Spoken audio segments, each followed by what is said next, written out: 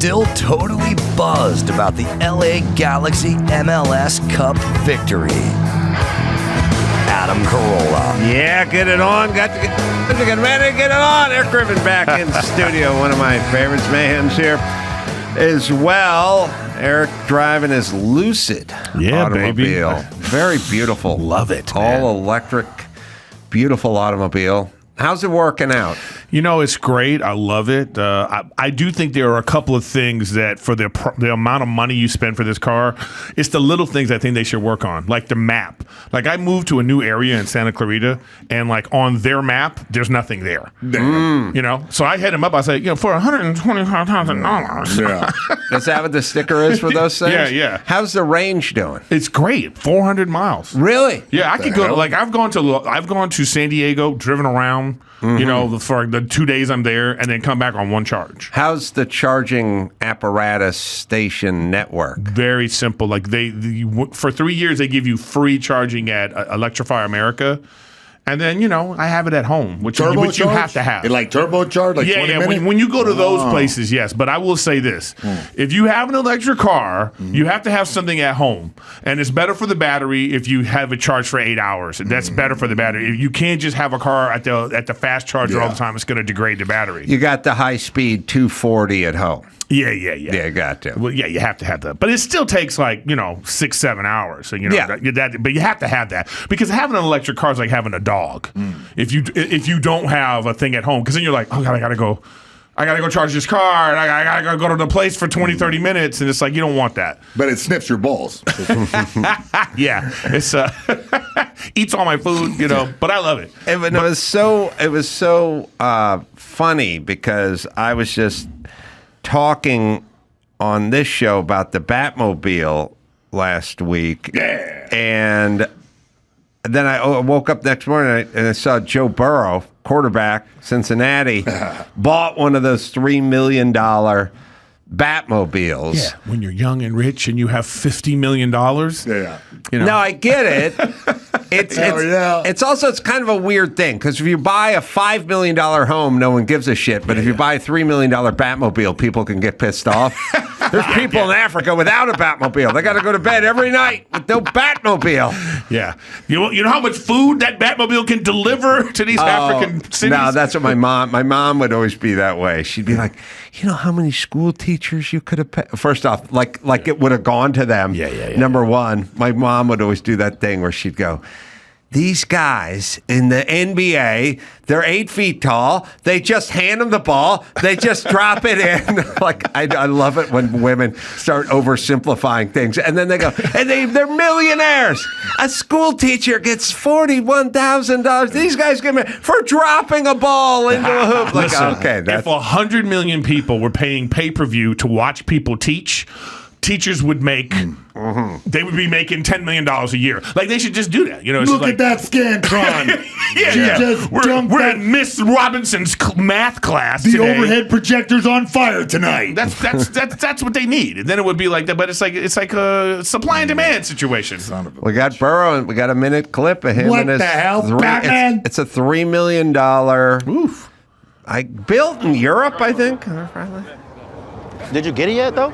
I don't get it for like a year, but I bought it. Oh my God! That's gonna be crazy. Got it.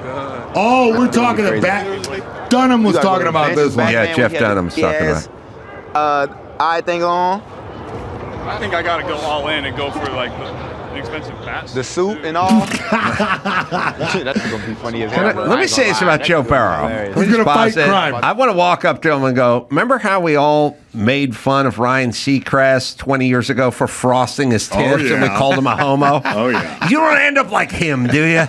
Because you're walking down that frosted tip highway. We all made fun of Ryan Seacrest circa 2003 for frosting his tips. There was the one guy from the Backstreet Boys. I don't know what tip frosting. I'll tell you how it's different. I think that if people already think something of you and then you get the frosted tips, you're like, ooh. But Joe Burrow's the quarterback of an Ohio football team. Yeah. I think he gets a pass. Man, maybe. Literally, but He gets- I disagree. Here we Frosted tips are never okay on a white male. I'm gonna Black consult my can kind barber. of try whatever. This is like I don't think but they can wear whatever hat. They can go Cam Newton hat. Yeah. And white guys can't pull off any hat. We have like 3. We got a fedora, we got a sombrero, and then we got a yarmulke. Oh, there you go. Maybe And a a cowboy paperboy hat, hat, of and a course. cowboy hat. But we don't have any hat that's ever been conceived. Dude, I thought about you over the Thanksgiving break. Oh, you did? Yeah, I'll tell you why. Because Fighting crime with frosted tips. Is that what you're thinking about? no, it's just when I see your face, I think anytime nonsense goes on in my life, and I just go like, this shouldn't have happened, I think of this guy. Thank you. And my wife's aunt decided to make turkey for our Thanksgiving. I bought a house and we were having Thanksgiving. I wanted to make the turkey, but then they were like, "Hey, her aunt wants to make the turkey." But her mom says this. Well, she kind of shows up late a lot, so maybe you might want to have stuff ready. I said, "Okay, well, I'll make a small turkey." We have dinner at 3:30. Guess what time she showed up with her turkey? 5:30. Now, who is this woman again? My wife's aunt showed up at 5 With the turkey? And bringing the turkey. You show up late with the cranberry sauce. Yeah. Maybe. You show up late with a pumpkin pie. Yeah. But the turkey? She held it hostage. I opened the door and I just said, you don't take flights. You're canceled? Yeah, I said, you don't take flights? You must not have doctor's appointments? Because this is absurd. All right, can we talk about this with women and lateness? Please. I now classify it as a disease. It's a disease. It is. And the reason it's a disease, like what is Dr. Drew sat next to the man for over a decade. People would say, what is alcoholism, really? And the answer isn't how many beers you drink a week, because I can drink a ton of beers a week. I'm not an alcoholic because I'm not being adversely affected by my alcoholism. So he says the way you do it, again, it can't be ounces of alcohol. It's got to be, how does it impact? You get DUIs. Yes. Did you get fired from your job? Are your kids not talking to you? So on and so forth. You know what I mean? Did you fall asleep smoking and burn your condo down? You know what I mean?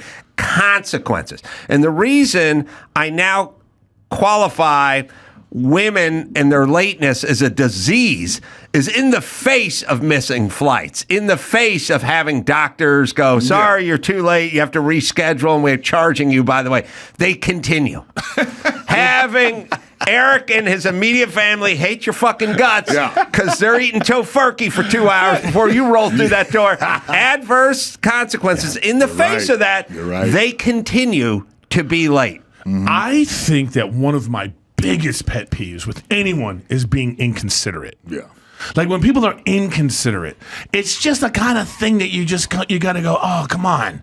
And so I think that, like you say, what is alcoholism? What is, like, even when they talk about with smoking, does smoking directly cause cancer? And they go, oh, maybe it's not that. And, it's all these different, it's, again, like he says, it's about the consequences. And I think that when you're late and you're messing everything up, what are we supposed to do? But that's the argument that women, so a lot of times, there is no consequence. But it's the... Or they don't care about it. No, because nobody, like, oh, it's okay, honey, come in. They're happy at girls at the party. But we need NFL fines in our relationship. Listen, I thought you were going to say we need Joe Burrow to kick this lady in the stomach. No, we need like a fine. We need like a commissioner. We need like a commissioner of relationships. Oh, to put up a bat signal against Jeff Burrow. And then we could be like, all right, this is a $10,000 fine. You were late to Thanksgiving. Okay, I get where you're and going. much like alcoholism, they go, you've been fired from your third job and your son's not speaking to you, and they go, I'm still having a drink tonight. Yeah. You know what I mean? And that's the disease of lateness that a lot is women have. Going to Tardy Anonymous. Oh, Tardy Anonymous. Your lateness has affected me in the following ways. My name is Joanne, and I'm always late. You know what I mean? By the way, tardy is too nice a word. You're tardy is somewhere between 15 and 26 minutes. That's not 2 fucking hours. Totally agree. Totally agree. But I always think to myself, I think of things where there's like, okay, it's like the start of a podcast, you know what I mean? Or a flight, or like it's or like dates. I remember when I was single and you're dating and you tell somebody, we're going to get to this thing. It's at 8:00. You know what I mean? It's like, so when I say, hey, I'm going to pick you up at 7:15, I'm picking you up at 7:15. Right. I'm not people, you know what I mean? when people start talking to you like a special needs child, but 8 o'clock means 8 o'clock now, right? Because the ArcLight has a policy where they will not listen to me. 8 when you have means to do 8. that. 8 doesn't mean 8:25. Now listen, I'm going to pick you up, but if you're still in the shower, okay, hon? Okay, hon? Super triggered it's what special needs kids. It's how you talk to special needs kids. No, sometimes I think women do is like you say you're going to pick them up. I think they're waiting naked at the window to see you, then go, oh, he's here. I got to start getting ready. You know the other move that chicks pull all the time in the late department is I take 0 time to get ready. I can go from bathrobe to sitting in the car in 4 minutes and 21 seconds quite easily. It should be an Olympic event. I know. Even if it's formal, even if there's a suit, just pull the pants on, button the shirt. I'll put the coat on in the car. I'm walking out the door. Like a fireman. So they're in their towel.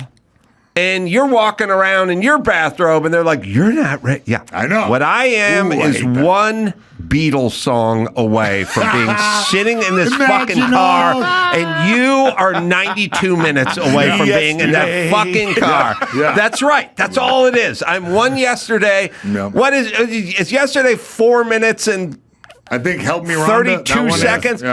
Beach Boys are a little quick. Help Me Rhonda's in the 257. But check this out. This is a situation I'm in now. So then if you add a baby to it, it is the built-in. I said, we got to go. She's like, well, I have a baby. And I'm like, all right, okay. So now I'm just sitting there just kind of like. Exponential. My thing is like, we're just not going to be on time to things. We're just not going to be on time to things. And you just go, okay. I'm at an age now where it's like, I don't. Really? I often yesterday's the song. Yesterday? Sorry, it's 2 minutes and 30 seconds and 3 seconds. I don't know. Look at 2 minutes and 3 seconds. Okay, It's that short. You don't got time to dry your balls. Two with that. Beatles tracks. Or the extended dance version of yesterday. So yes, it's a disease. It needs to be dealt with. How are we going to deal with it? Those of us who are pointing it out, those of us who don't want to miss the flight, those of us who don't want to get locked out of the ArcLight, those of us who don't want to humiliate the couple we're meeting for dinner because they have to sit there for 40 minutes waiting for us, those of us that would like to prevent that are not the problem. We're not. Now, there should be an Al-Anon for us. There should be a place where we can go. On time. Al-Anon. The Al-Anon meeting starts at 7. Guess what? We in our seats at 6:55. Like, do you guys have like a special face? Like, I have my facial expression that lets everybody know without saying it why we're late. Like, I kind of twitch my cheek in the direction. Yeah, but your facial expression. That's the next one. You're not allowed to throw them under the bus when you walk into the restaurant and the couple's sitting there eating shrimp cocktail and on their third martini, staring at their phone. We're not allowed. Jump on the grenade. Right? Me and my ex-wife took her friend Jody out for her 40th birthday and then meeting us at the steakhouse for her birthday. She sat there for an hour before we showed up. And then they always do this one. And women, look, I'm sorry. This is on you. Look, it's like, you do. We feel the same way at the black community. Like, Charlamagne the guy. Tell that black guy what I want to tell him. He's not going to listen to me. You women, start going after your own bitches here. Because what happens is we come into this restaurant downtown. We're an hour late. She's just sitting there. It's her birthday dinner. Just sitting there alone. And then as we come pulling up, the Waze excuse. The Waze took us around the. Okay, you've just accounted for 3 minutes. 3 minutes. Max, wait, we are an hour late. Maybe 3 minutes. Maybe 3 minutes. Not even yesterday. Where the long. You, female, need to stand up and crack the whip. If I do it, I'm going to get fucking yelled at. No. Right under the bus. Listen, under the bus. Like, I go under the bus. I had this thing where, like, it's all about, like, how you argue with someone and what's your arguing style. Like, I'm a gambler. So if you're a gambler, all right, when you're a gambler, you might lose. But that's the thrill. Put them on the table. So if I'm having a thing with my wife, I might be like, hey, I'm going to say something. I could be wrong. Yeah. The odds are I'm probably not. This is probably like a red-black situation, and that's 50% is pretty good. Okay? So I'm gonna, and if I'm wrong, I'm the first one to be like, okay. You were right about that one right there. My wife is not a gambler. She just wants to win. Yeah. So she's gonna like, it's gonna be loaded dice. Yeah. It's gonna be like she gonna be counting cards. Yeah. She's gonna have an ace up her the sleeve because she doesn't need that thrill. She don't need the thrill. She just want to be right. And probably the Derringer single shot pistol in the boot in case the shit really goes down. Hell yeah. I'm gonna tell you one story. This is how my wife is, right? Her main rule is everything's my fault. Okay, and that's why Your fault. Why being late is. Yeah. Okay, so we go to this restaurant. All right, I have the baby. We're going in her car. I'm sitting in the back seat of her car. I'm dealing with the baby. We get to the restaurant. I get the baby stuff. I'm like a roadie for the baby, and I'm like, and then we get back to the car after we eat in her car, and she goes, "You left the door unlocked." And I said, "It's your car. Yeah. You have the keys." Yeah. She says, "You always have an excuse." There's no winning, bud. That's what's right. You know what that is? You know what that is? It's like when you go to somebody's house and you're playing a game that you know the rules, but they say, "Well, we have some house rules." Yeah. We have house rules. That's women. Women have house rules for everything. What do you do with the externalization that goes on? Meaning they missed the appointment and they're angry at the doctor, or they missed the flight and they're angry at the Uber driver, and they miss whatever. They show up to the place is closed, and they go, it's everybody. I'll circle back to this because I got a big story, but everyone who misses a flight does I got to the gate, it was 7 minutes, I had a full 7 minutes. It's like, you're supposed to be there a half hour But check before this out. that. It's hard to do that. Internalize. No, it's hard for them to do that with, say, a husband like us in their life. Yes. Because immediately we miss the flight, they have to turn to me going like this, "I told you this was going to happen." And then that's where I know. Now the fight becomes no not winning. even about being late. It becomes about how I'm Exactly right. Well, because that's how they, I'm acting. They And that's deflect. why there's no Yes. winning. It's That's a all disease. about It's a disease. I think the moment we look at it as disease and we go I to agree. whatever I like whatever you're supposed to. Drew used to tell people all the time, look, this person is an alcoholic. They're not listening to you. You need to go to Al-Anon. You need to go sit with other people that are victims of lateness. Talk about your trials and tribulations, your turkeys, your Thanksgiving, your missed flights, and just be in a community with these people. That's not what this is. I thought this was the support. That's what this is. No, but I tell you what, though. I'll tell you why Al-Anon is important is it is a kind of thing where you have to have experienced it. Yeah. Like you can't be around somebody because I've been around an alcoholic. I've experienced this situation. So it's like you can't just talk to somebody who's like, well, just tell them that they shouldn't, it's like, oh, no, you don't get it. You don't get it. You don't get it. You don't get the new, because there's nuance to being around somebody who has a disease like this. Women's favorite term lately is gaslighting. And that is the ultimate gaslighting. That you made me late. Like, what? Wait, I was ready. You made me late. Well, I was standing here with my fucking driving gloves on, ready to go to Le Mans for you, and we're still 30 minutes late because you. Yeah, you get to a point where you just get, you have to, you weigh the pros and cons of a relationship. Yeah. At some point, you get to an age where you go, this is too much for me. I got to get out of this because I can't stand this. Well, or you just go like, I'm at an age right now where I'm like, fuck it. I'll just take the abuse. You know what I'm looking for? Yeah. Fucks. I give none. Okay, fine. I have none. Well, there's also Except another when I part. come to the podcast, I get to, this is my Al-Anon. There we go. There we go. The other part is you hiding the booze, which is you lying. Lie for We're meeting the Feldsteins at 7. Oh, I do that. Not Yes, at, that's not the at move. 7:30. But you know what, though? I know she sent her email 7:30, but That's how you deal with it. I talked to her. She said 7 Yeah, that's how you deal with it. to me. And then you can go like this. Now you can be on her side. You say 6. You go, but you know what? We could be fashionably late. Let's get there at 6:30. No, but what happened? They know. They figure it there at out. They 6:30. figure it out. They figure it that out. you were lying, and then they take that there are extra beauty tips, like every different move. They're in a different part of the house, No. different mirror, and then suddenly you're just, what the fuck has been 2 hours? No, but this is what you have to do is you can't be consistent with it. Oh, So sometimes it's on. you go early, then sometimes you go, I told you I wasn't lying. Well, and then they won't know. Then they're on their toes. But Go, then "You it's just lying?" like you're doing a fucking conspiracy with all your friends. friends that, well, she's an hour late. I'm sick.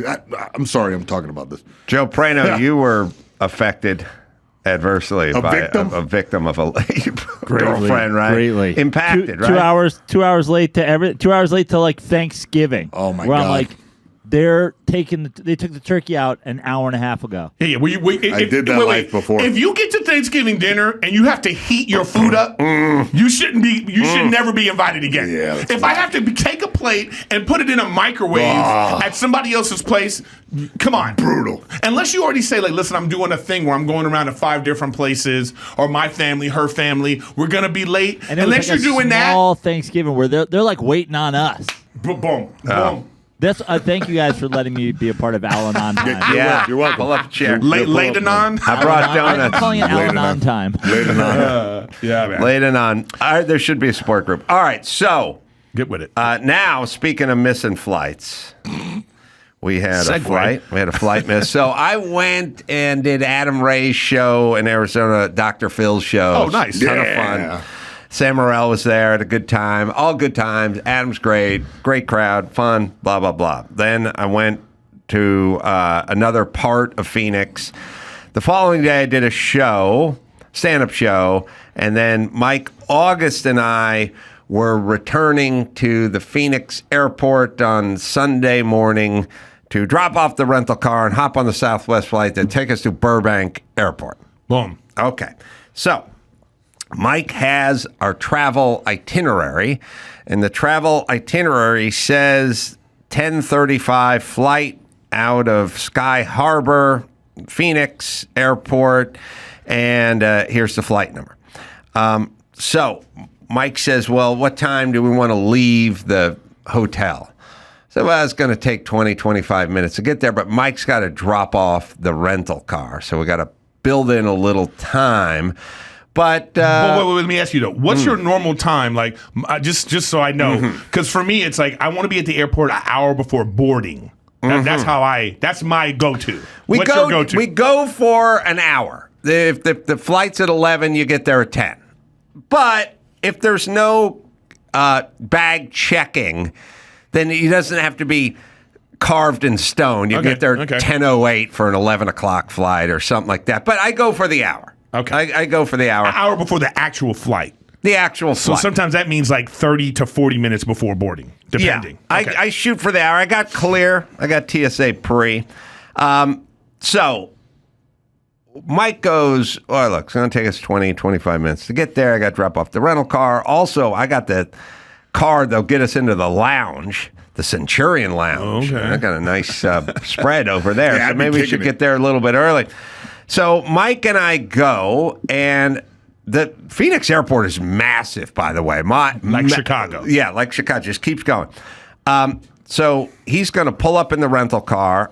We're both going to jump out, and we're going to check the bags with the sky captain guy on the curb. We'll bag check them. We'll curb check them. And then Mike's going to get back in the rental car, and he's going to go drop the rental car off, which is a long tram ride back to the main airport, Southwest. So we're taking the bags, and we're checking them in. And the guy behind the thing is nice. And he goes, now we're there. We think we have a 10:35 flight, and it is 9:15. Okay. And we're checking them, and the guy goes, oh, man, we don't know. Not sure these bags are going to make it through onto the flight. And we go, oh, yeah, why not? We got time.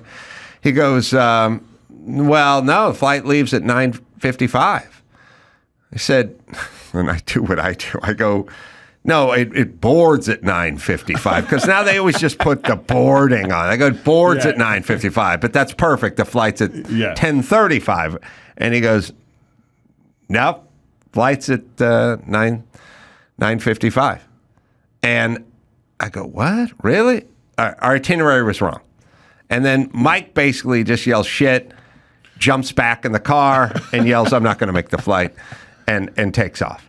I check the stuff and sort of start hustling through the airport. Now, I'm documenting which way you go. Once you get through security, you turn left, it's D18 and blah, blah, blah. So I can download that to Mike who's going to be in full OJ mode, going through that airport. But he is dropping the rent-a-car off 2 miles away and have to get onto the tram and go back to the D gates. So at some point, I get on the Southwest flight and I say, how many open seats do you have? And they go, we're 20 open seats. So I sit down toward the front of the plane because I thought maybe, and I call Mike and he doesn't pick up. And then at some point, somebody, a guy who worked for the airline, I don't know, never happened to me before. He just goes, Adam Carolla? And I go, yeah. And he goes, you're traveling with Mike August? And I go, yeah. And he goes, well, he's not here. And I go, I know, he's right. He's just coming. He's running down. He's not going to make the flight. I go, okay. And he goes, you want to get off the flight? I go, no, I don't. That's wild. Mike doesn't need me to sit next to him at a Chili's for 2 hours. Yeah. So I go, no. But I go, how much time do we have? And he goes, about 60 seconds. And I go, God damn it. So then I call Mike. And I go, Mike, where are you? And he goes, I'm at D, but it's at the end of D. And I go, hustle, man. And at some point, Mike calls and he goes, I walk through the door. The door's open. They did not shut the door to the sky bridge or the jetway or whatever. There's nobody in the front? There's nobody in the front. Punch through. Mike walks right through, gets stopped halfway down the jetway. Now, I'm on the phone with Mike the whole time. I go, Mike, I'm sitting up front. There's an empty seat right next to me. He goes, a guy stopped me. I go, the door's open. The door to the plane is open. The plane door's open. Just tell the guy the plane door's open. Just walk past him and sit down. He's like, I don't know. The guy said he's going to go talk to the pilot. I see the guy walk back into the airplane, open door. Which he should have came with him. Right. This would not have happened to me. Walks in to talk to the pilot. They're like talking. I'm like, he's on the phone with the pilot. I think he's on the phone with the pilot. Mike's just standing in the middle of the jetway. This has never happened where you make it onto the jetway. You usually don't make it out of the terminal. The door right? in your face. Stand there, and the plane door's open. And there's an open seat, and there's 21 open seats because I backed Mike out of there. And the guy's like talking to the pilot, and I'm trying to give him he like turn around, and I gave him okay, good. And then the guy walked out of the open door, told Mike to go home, and shut the plane door. And Mike had to walk back up the plank, up the jetway into the airport, and schedule a Southwest flight back to Burbank. And I'm like, you're on the door. The guy was in the plane, walked out of the plane through the open door. That's crazy. Mike was 16 feet away from just walking and sitting down right next to me at any open seat on that plane. So that's what happened to Mike. And then... This almost happened to me. I just had this happen. Oh, I want to hear. But then this is crazy. So then at some point... 2 hours later, he calls me. I'm driving home.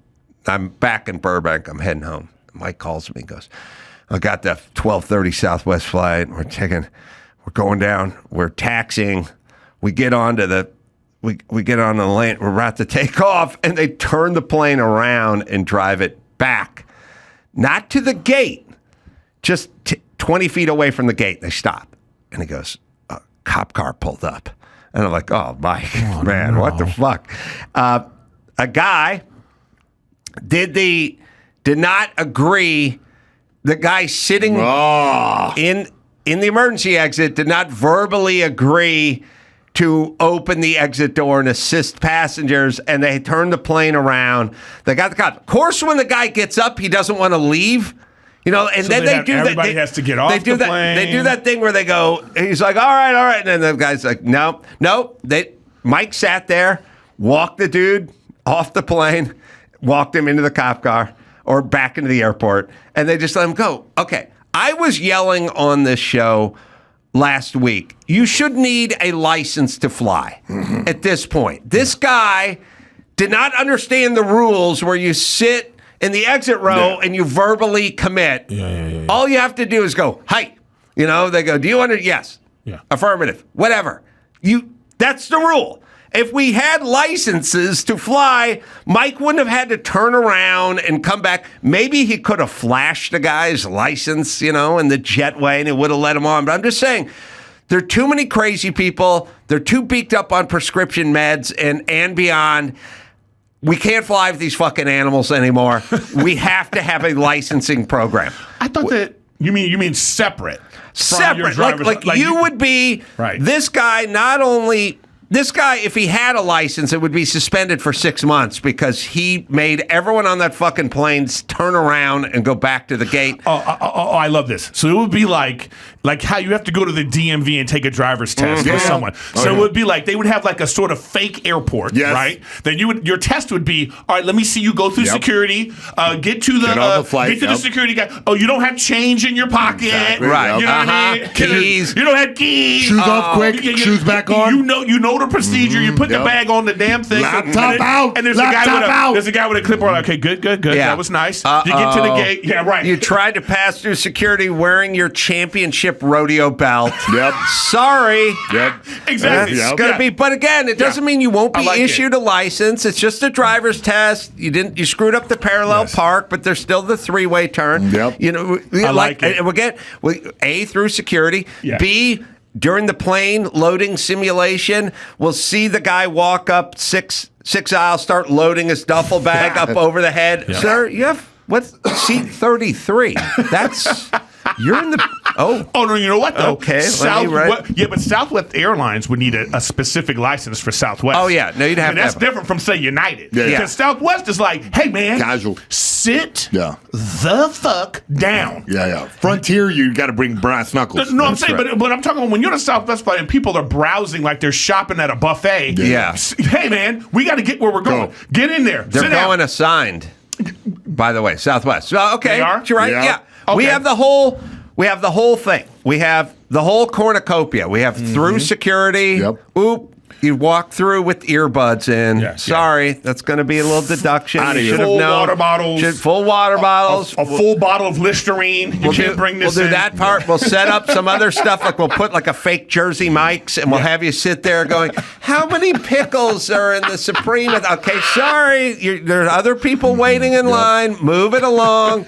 We'll coach them through the whole thing. I love this. We'll test them out. We'll see how they do with the booze. Yeah. You know what I mean? We'll give them a couple of travelers. Yeah. You know, we'll get a couple Bang of it Jack down. and sodas, Jack and Coke, put a few down, see if they start See if you hitting piss on yourself. people, Yeah. see if they miss the toilet when they take a piss, you know what I mean? I love all this. We'll lay it all out, love all this. caught you vaping in the bathroom, sorry, gonna deduct. And there's different license levels. Okay, so then like if you don't pass this, you never get to sit in first class. That's just part of it. No matter how much you pay, you don't get an upgrade. Nope.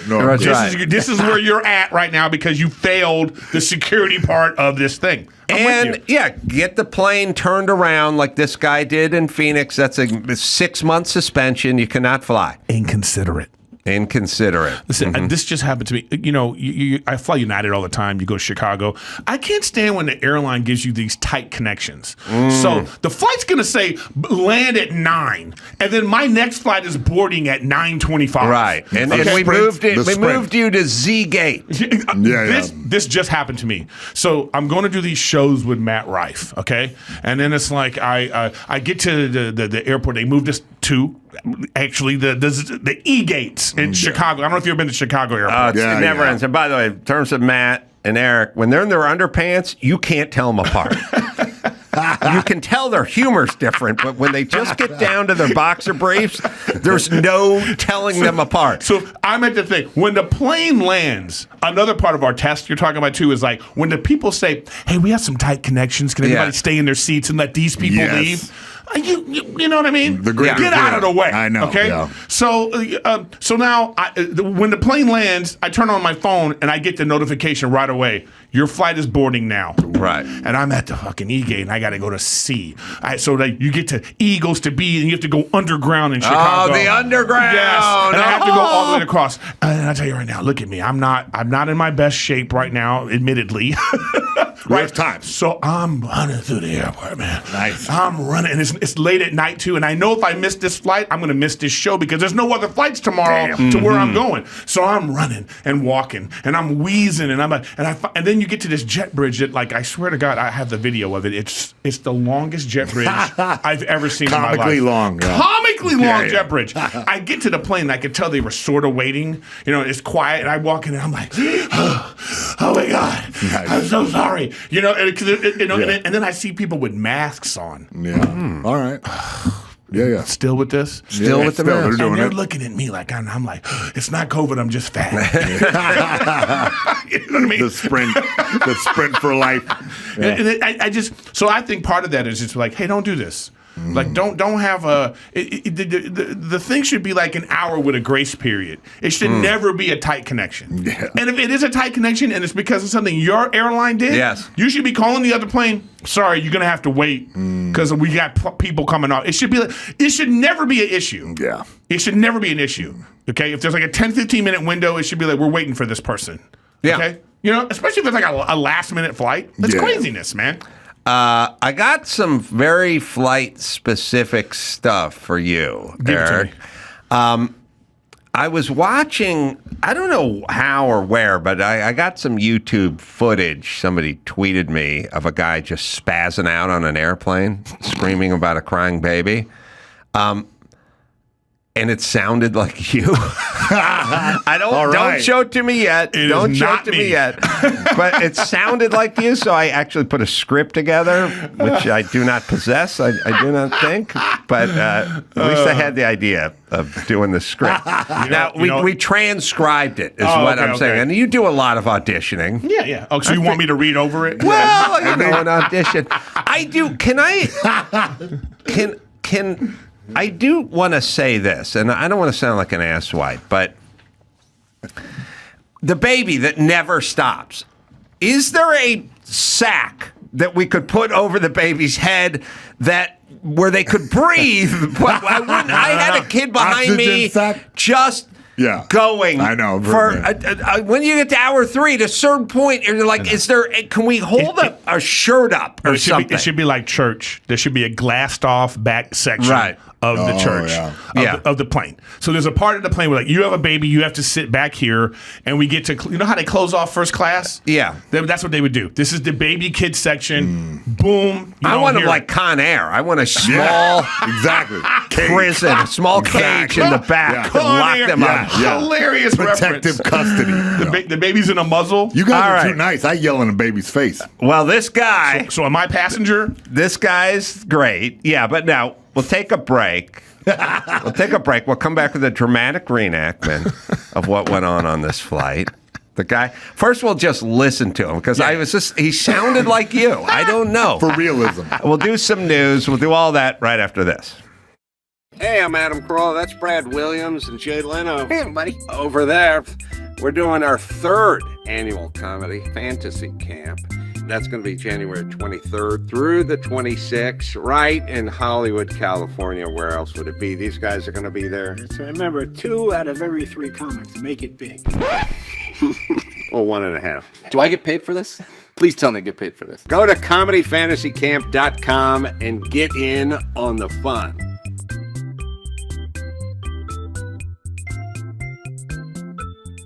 Yeah, Simply Safe right now. That's the best time of the year to get some home security. Simply Safe. Well, they're extending their Black Friday deal only for my listeners. Last chance to protect your home at Simply Safe's lowest prices of the year. We all use Simply Safe here. We've used them for years. Over a decade, they've been a sponsor. It's great because everything is modular. So if you move, you can pick up your system and leave and take it with you. That's Simply Safe. They have Active Guard outdoor protection.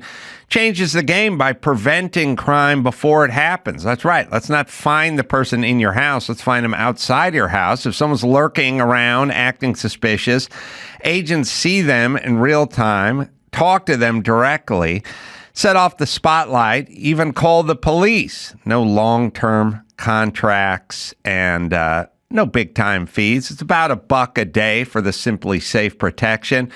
It's Simply Safe, right, Dawson? Simply Safe is extending its massive Black Friday deal for our listeners. This week only, take 50% off any new system with a select professional monitoring plan. This is your last chance to claim their best offer of the year. Head to simplysafe.com/Adam to claim your discount and make sure your home is safe this season.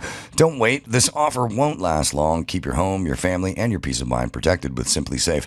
There's no safe like Simply Safe.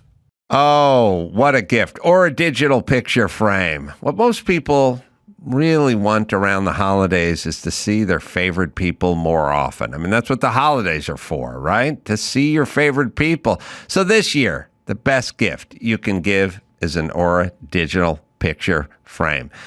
This thing is amazing. The technology is incredible. The photos, and it's great to see the photos of the family and the kids and the way it all used to be. This is named the #1 digital photo frame by Wirecutter. And I think they know their stuff. Incredibly smart and easy to use. Upload unlimited photos and videos direct from your phone to the frame. Or you can order the frame online and preload it with photos and videos using the Aura app. So it's ready to go right out of the box. Your family will love it. It's Aura Digital Frames. Am I right, Dawson? Save on the perfect gift by visiting auraframes.com to get $35 off Aura's best-selling Carver matte frames by using promo code Carolla at checkout. That's auraframes.com, promo code Carolla. This deal is exclusive to our listeners, so get yours now in time for the holidays. Terms and conditions apply.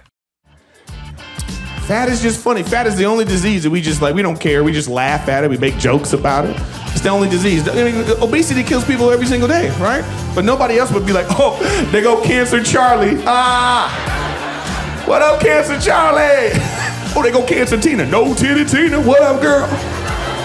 Oh, look, you're mortified. See what I'm saying? That's my whole fucking point. But if it's somebody fat, you're just like, ha, ha, ha, hey, hey, hey. Erik Griffin is on the Adam Carolla Show. All right, Eric's got some dates. Hollywood Improv coming up December 20th, and then it's going to be in Anchorage. Yeah, Alaska, come out and see me. I've been there. It's great, man. That's Sick. December 26th to the 28th at Erickson Unlimited. Go to ericgriffin.com for dates. All right, so here's the guy yelling because he can't take this kid crying anymore. Let's be rational. Hold on. You want to be rational? No. Don't tell me what the fuck I need to do. Let's be rational. We are in a fucking tin can with a baby in a goddamn echo chamber, and you want to talk to me about being fucking okay? So is the baby. Did that motherfucker pay extra to yell? Fuck you and shut up. I don't give a fuck. You were sitting there watching that motherfucking baby cry for 45 fucking minutes. That shit didn't have nothing to do with nothing. Fuck, lower that baby's voice. Oh my God. It's out there. I'm sorry. Get the fuck arrest me. I'm sorry. I'm tripping. Fuck that baby. By the way, I'm going to tell you something right now. That kid, I'm good with going to jail. Fuck the kid is the same. The kid made. Yes, you are motherfucking right because nobody was going to do talk to somebody. That's fine. I'll talk to the baby. You have somebody to talk to. Good. No fucking problem. I'm just like you, motherfucker. I'm insulted now that you thought this sounded like Nah, me. he's definitely from the same neighborhood, bro. Like, that's something. He has a little swag like you. The poor woman sitting next to him has got to be like, oh, please. They ended up arresting the guy, Wait, detaining him or it's something. It's illegal to cuss a baby out? Because I've cussed many a baby out. It should be. I think there should be a laws about decorum. Oh, I see. You know, I think that when you're in, I think that when you're in like a public setting like that, you know, it should be like no. There is a take it too far. But I always keep it comical. Like I'll just lean back to the baby and go ha ha ha. Yeah, like I'll do it back to the baby gets confused. Yeah. The baby gets Cut confused. to you being arrested after the flight. No, and then once the gate agent whatever shows up, I'm like, huh? What do you mean? Huh?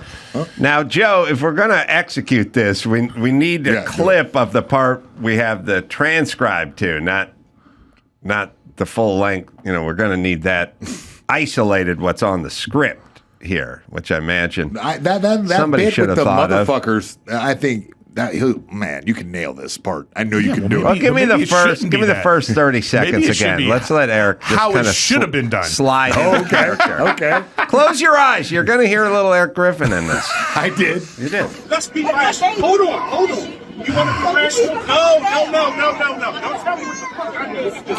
Let's be rational.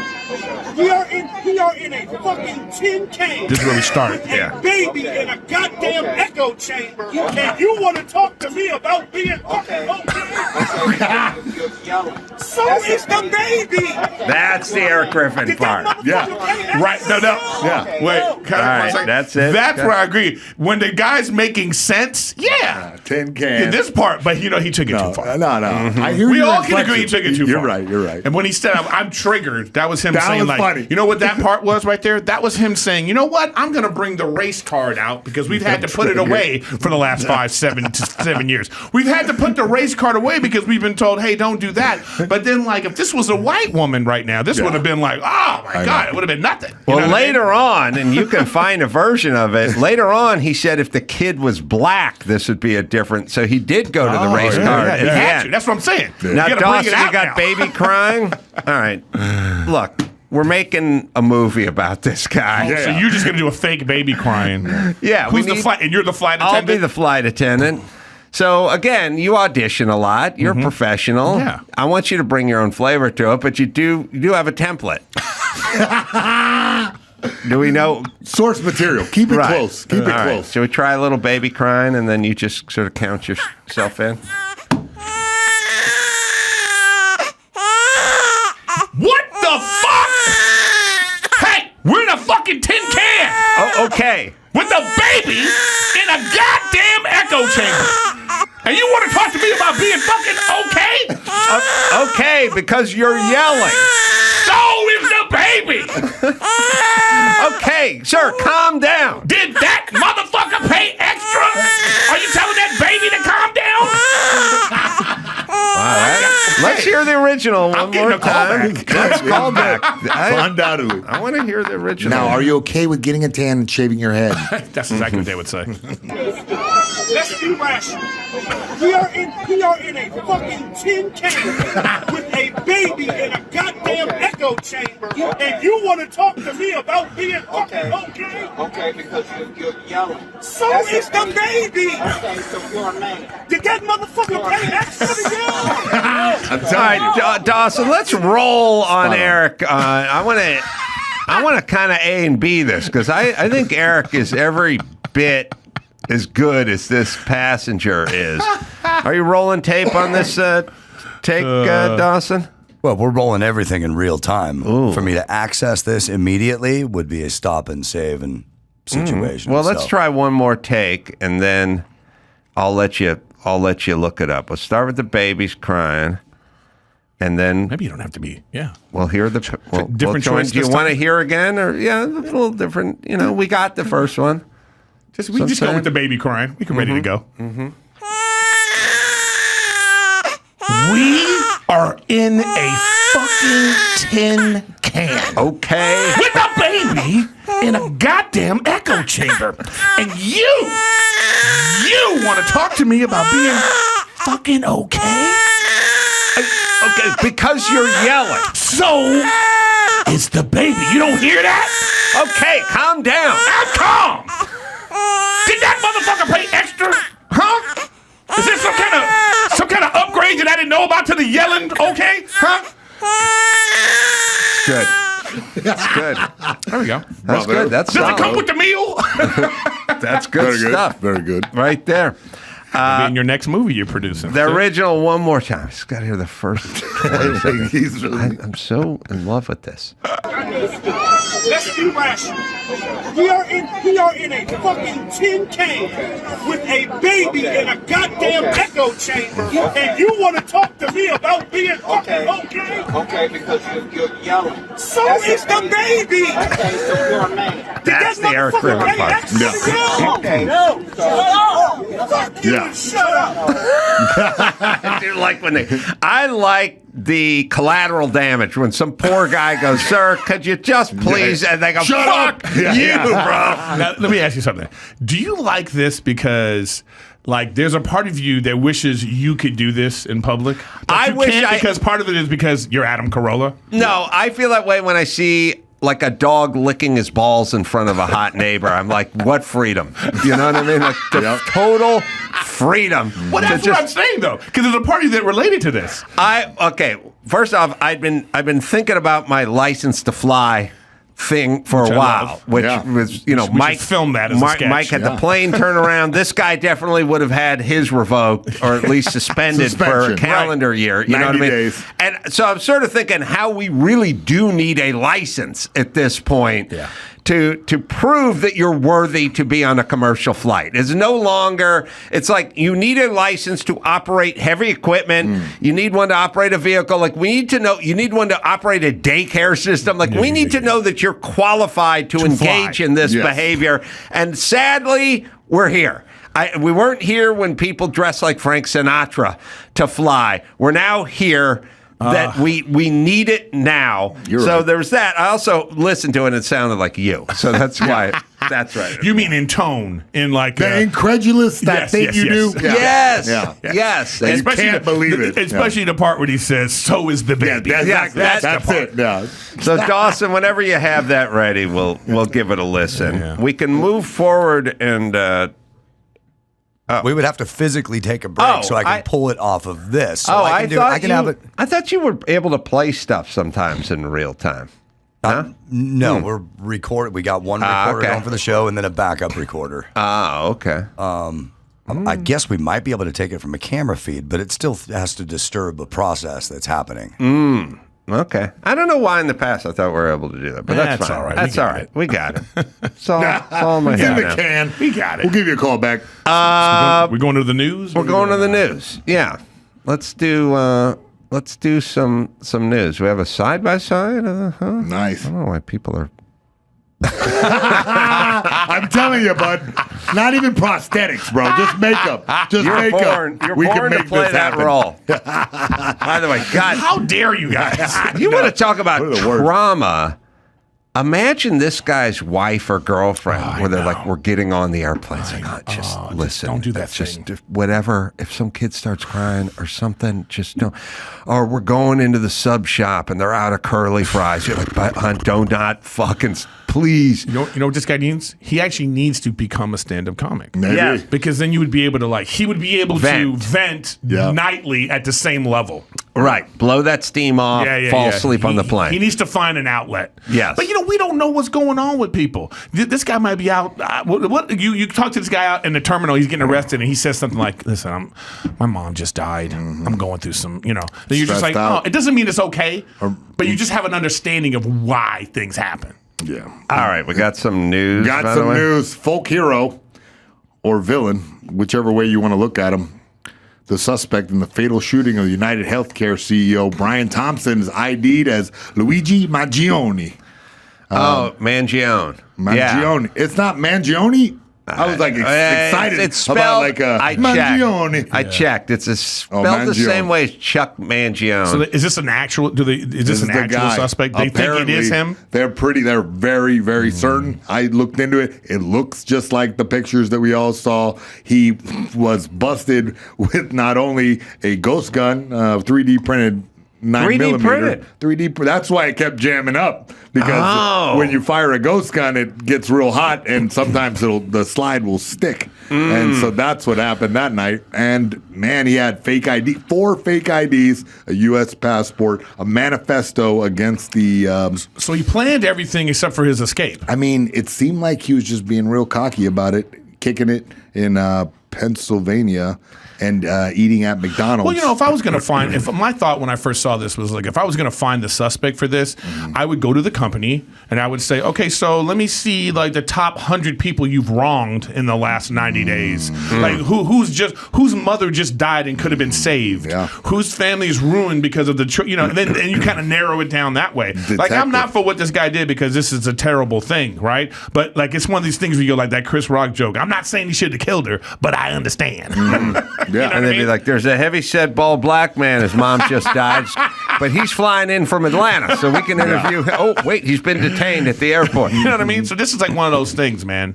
This guy went to, did he go to Brown? No, he went to Penn. Yeah. Went to an Ivy League school. Exactly, yeah. Highly educated. Master's degree, yeah. Crazy. Yeah, it's from Maryland. We're not clear on his motive exactly yet. You know, that I'm sure that'll come out in the investigation, and it'll take a while to get through this because it's a murder case. So. I don't think it's going to take long at all to find out why he did it. I think it's going to be. Sure he's going to. I think it's going to be somebody died. Or somebody was not taken care of, and something it adversely affected their family in a way, and that's going to be the reason. Absolutely. The other thing too, he was a big fan of Ted Kaczynski. He was, you know, like imagine he wrote. Okay, this is the interesting thing that he wrote sort of reviews for Ted Kaczynski's manifesto and praised it glowingly. Big Unabomber fan. Big Unabomber. And look, a lot of people have said the Unabomber said some quality things inside his manifesto. Well, the Unabomber had some ideas about technology and Big Brother and that kind of stuff. Yeah. This guy. All right, now let me just try to figure out how my brain works. I never saw a picture of this kid. He had the hood on and he was looking down. But I just saw the joke was he looked like Jake Gyllenhaal. He's a very handsome kind of kid. It looked like right. Now I just looked at him. We'll put him up and you guys can look at him. Then tell me who he looks like is my question because I'm curious how my mind works and other minds work. What do you think this guy looks like? He looks like what's his name? James Franco's brother. Yeah, or the comedian that yells, the Italian guy. Oh man, Sebastian. Yeah, there you go. He looked kind of like Sebastian. Is that what we got? His cousin. Yeah. Well, he looks like a girl on the right. I thought it was a girl at first. Yeah, he's adorable. All right, I'll tell you who he looks like when his face is off. In that picture, not in this picture. You got to give me the first picture. This picture looks completely different. First off, when a paisan with huge eyebrows goes down, it disappoints me. You know what I mean? I got to say. It's setting you back as a large-browed paisan, he's setting the movement back. And now I'm not going to get trusted. This picture, now he's much younger. And he's Italian. He's not German, but he looks like the actor Christoph Waltz. Yeah, you think so? When you find the right picture of Christoph Waltz, I see what you're saying. You will go, that guy looks like this guy. Or he kind of looks like if Christoph Waltz and Sam Morril had a child, I think. Or maybe me and Christoph Waltz. I was going to say, he's got a little you in had a kid. When I was 18, that's kind of looked that way. What a wash. All right, so what else is going on? They caught this guy, good, sad. Yeah, they caught him. And is anything going to change, like well, that's the thing. That's why I said hero or villain, depending on who you are talked to on the internet. Well, you can't shoot people in the back. That's true. You go villain. The thing is that I think everybody across the spectrum has been harmed in some which way by the insurance companies. So a lot of people have built up resentment. But the insurance companies are doing what we let them do. They'll do as much as we let them do. If we shape our society, our government, our Congress around not letting them do what they're going to do. Every business is going to do the maximum amount they can do. They're going to do what we do with taxes. I will pay the least amount humanly possible, which is still going to be a fucking boatload, but it's still, do not trust me just to voluntarily pay my fair share. I think of like airlines are the sports. same. They're all the same. They'll do the least amount they can do. I know, but I wish it was like sports. It's like, so in sports, they test for steroids and the drugs that they're not supposed to do because they want to keep it fair. I mean, there's no thing like that for other industries. Like if there was we're going to check and make sure that you're actually doing what you're supposed to be doing because we know that you won't unless we do this. There is, like every other country. They need a salary cap. Every other country does. You know what I mean? Single payer health care. But we have this private health care. Everybody wants to make money. But there's always going to be greed. I don't care what country you're in. Let's not fool ourselves and act like true, Anywhere there's any kind of capitalism going on, there's going to be people that are going to try to make the most money possible. Okay, that's not exclusive to the United States. Okay? Yeah, that's humans. Yeah, that's human beings. In America, so when you have something like when you have some unregulated business, okay, that like you could just kind of make up the rules and do whatever you want. then there's going to be somewhere along the line somebody's going to be like, we can make more money if we did this. Yeah, if you cancel people's insurance and let them die. Like if there was no gambling commission, all right, or no anything like that, trust me, no one would ever win in Vegas ever. Yeah. Okay, it would just be a thing where, like the slot machines, for instance. Yeah, but I would also argue that if nobody ever won ever, people would immediately stop gambling or going to the casino. So there's you have to offer something, otherwise people are stop showing up at Caesars. I get that, but with something like this, though, it's like, like you say, like it wasn't. I don't know if this story was true or not, but they had some kind of AI denying 90% of the claims. It's true. Yeah. Okay, so what I'm saying is you mean to tell me that there's no insurance committee or somebody that would have been okay, we need to come in and audit you every year, and they wouldn't have caught that? Well, it's hard to argue when you're making so much money. If something bumps up your stock, then why would you argue against it? Well, they have folks that they pay that show up and lobby Congress and that whole world. But every business does it. It should be out for every business. That's what I'm saying. So that's what the government is supposed to stop. But it's that this is a bigger comment. It's more nuanced. Huge. But anyway, what's next? They got him, and he's going to get cooked. And a lot of people are cheering for him. But you can't shoot people in the back. Ghost gun. Printed, 3D printed. 3D printed, yeah. It's a thing. I knew a guy who was all into that. He knew how to make this. And what was it made out of? Polyurethane, sort of. Oh, really? Yeah, so you can get it through the airport. 3D printed or something? The bullets obviously are regular bullets, but this kind of, you 3D print each component and assemble Ghost it gun's yourself. also euphemism for when you try to beat off for the third time and nothing comes out. I've been there. You've been there. Yeah. We used to call that ghost gunning back in the day. Dry rope to ghost gun. First of all, can you even remember the last time you were ghost gunning? Oh, at your age, come on, you're a one and done type guy. Last time I went for the hat trick, Gordie Howe was in the league. Hey, next up, Jay-Z accused in a civil lawsuit of raping a 13-year-old girl in 2000, along with Sean Diddy Combs. Yeah, this is a big deal. I think there's going to be more Jay-Z stuff coming out. I've never heard a ton of great things about it. Well, this will be the time for it to come out. It always takes one thing and then it. Look, we live we live in a time now where this is the thing. It's like I saw the statement that he put out, and it's like I don't know if I agree with the wording of everything, but I do agree with the sentiment of let's go for the criminal charges. Yeah, I'll get to that. Yeah, the fact that Jay-Z did deliver a powerful statement back to this, called the allegations idiotic, and a lengthy statement. These allegations are so heinous in nature that I implore you to file a criminal complaint, not a civil one. 2 exclamation points.